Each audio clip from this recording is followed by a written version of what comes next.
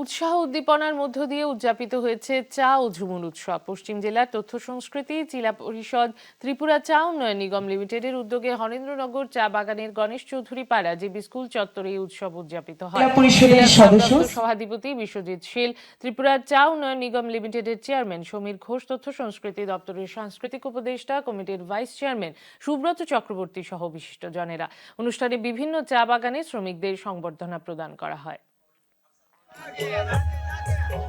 আমাদের পরম্পরা যেগুলি আছে, পূর্বপুরুষরা যেগুলি করেছে সেইগুলি যাতে আমাদের আগামী যাতে প্রজন্ম যেগুলি আসবে সেগুলির মাধ্যমে যাতে আমরা সেগুলি প্রসার করতে পারি, সেইগুলি যাতে তারা লালন পালন করে, তারাও যাতে এগিয়ে নিয়ে যায়, তার জন্য তাদেরকে সেইগুলি আমাদের শেখাতে হবে।